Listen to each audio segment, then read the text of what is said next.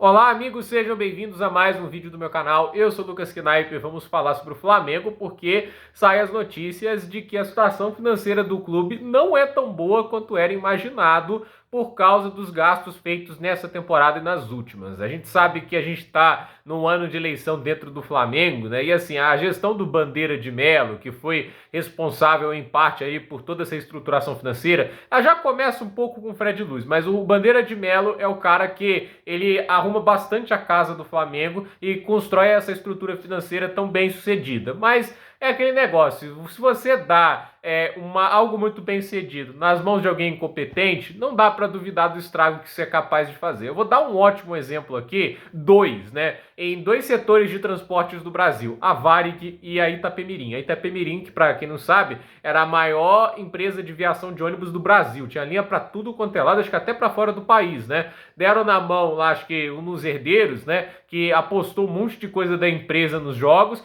e ele quebrou a maior empresa de viação do Brasil, que é a Itapemirim, de uma maneira estúpida. E a gente tem também a Varig. A Varig a gente tem que lembrar, ok, que aí entrando também num debate, né, do quanto que ela era beneficiada pelo governo, mas decisões estúpidas como construir a sede da empresa de transporte e de passageiros no Rio de Janeiro e não em São Paulo, né, antes, obviamente, da abertura do aeroporto de Guarulhos, né, acabaram prejudicando financeiramente a Varig e começou o declínio nos anos 80 e, é claro, uma tradição de tentar oferecer serviços de primeira classe para a classe de passageiros. Para quem não sabe, a Varig, né, ela oferecia champanhe e filé mignon para segunda classe. Não à toa, a Varig foi avaliada por muitos anos como a melhor companhia para se viajar no mundo. Assim, para você ter ideia, tinha gente que era pago para comprar salmão no Alasca só para preparar os chefes ali da Varig nos seus voos. Então, era esse tipo de coisa. Só que isso não é sustentável, entende? Né? Ainda mais no padrão que a Varig voava, né? Então, assim, na quantidade de vinhas e linhas aéreas. Então,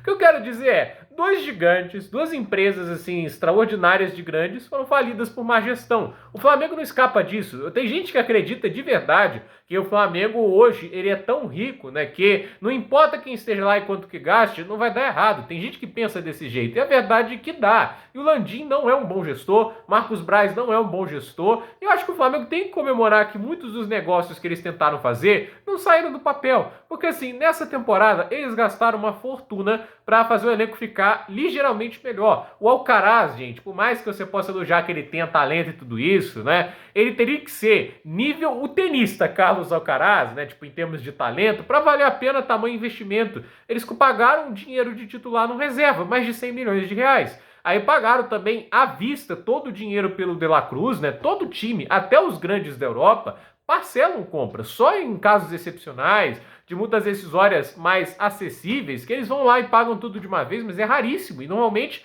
eles comprometem toda a janela por um jogador, igual o Liverpool fez, acho que pelo Szoboszlai uma vez, né? Mas o que eu quero dizer é que assim, o Flamengo gastou tanta grana e assim, eles não venderam jogadores e a expectativa deles já colocava em planilha financeira onde eles esperavam chegar, então já estavam esperando o final de Libertadores, isso tudo, e quando não cumpre, acaba atrapalhando. E olha que é um ano que eles ganham a Copa do Brasil. Então sai essas notícias de que o time pode não ter tanto dinheiro em caixa, e qual que é a atitude da atual diretoria? Construir um estádio?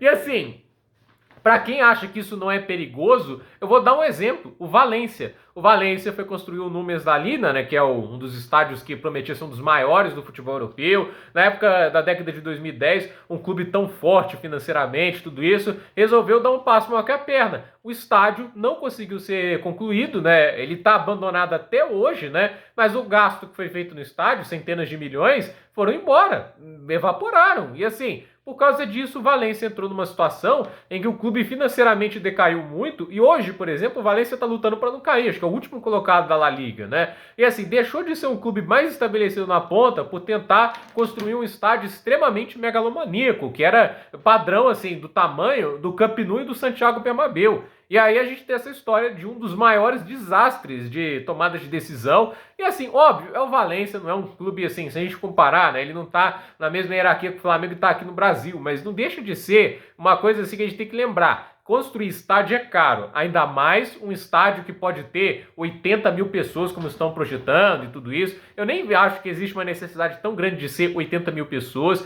Um estádio de 65 mil já seria excelente, né? Porque assim, 80 mil pessoas você vai conseguir lotar em finais e tudo isso, mas para sustentar isso em rodadas de estadual e tudo isso, impossível, entende? O Flamengo não lotou todos os jogos em estaduais e Brasileirão esse ano, é impossível. Então, a questão que a gente coloca é, você tem que ter um estádio, mas quanto maior o estádio, maior o custo de manutenção. O Barcelona estava tendo muitos problemas em relação ao Camp Nou por causa disso. Eles gastavam muito mais na manutenção do que o Real Madrid fazia com o Santiago Bernabéu. E olha que era só 15 mil lugares a mais, né? Não era uma distância tão grande. Então, isso é só para demonstrar que, assim, na hora de você fazer a estrutura financeira do clube, na hora de você gastar um monte, fazer esse tipo de investimento, tem que estar com a casa muito arrumadinha, tem que ter os patrocinadores certos, já tem que ter tudo adiantado, entende? Tem que ter um grande fiador por trás. E não é o caso do Flamengo. O Flamengo não é uma SAF, eles não têm um proprietário que injeta dinheiro por trás, entende?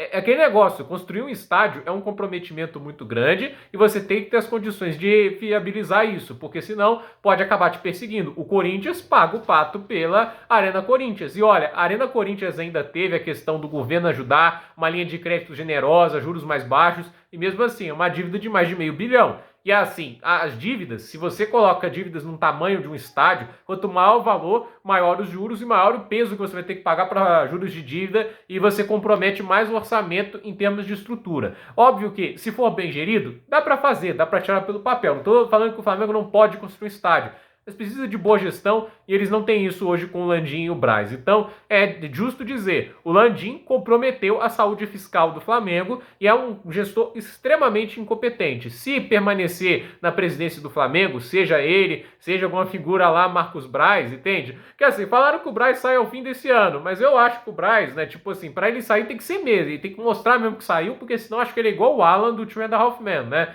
Vai ficar na casa do Charlie o tempo todo, enquanto tiver oportunidade. Então, vamos ver o que acontece agora, mas essas notícias obviamente não são positivas e a questão é, sem vender jogadores e com essa situação de ter gastado tanto sem retorno e essa tendência de tentar conseguir terreno para um estádio, vamos lembrar que para comprar terreno é caro, para manter terreno e pagar os impostos de terreno é caro, e assim, porque o governador prometeu, o prefeito prometeu isenção. Gente, o orçamento de prefeitura é pequeno. Se o cara abrir mão de um dinheiro desses, que vende um terreno desse tamanho, ele está comprometendo a grana para muitas instituições públicas, ele joga a rejeição dele lá embaixo. Ele pode até ganhar um apoio temporário de alguns flamenguistas, mas a maior parte dos eleitores não são torcedores fanáticos do clube, são pessoas com problemas comuns, e quando há problemas extras na questão dos problemas comuns, eles vão pensar sempre na questão política e não na questão assim, podemos dizer, de clubes e futebol, desse tipo de interesse. Então, assim, o interesse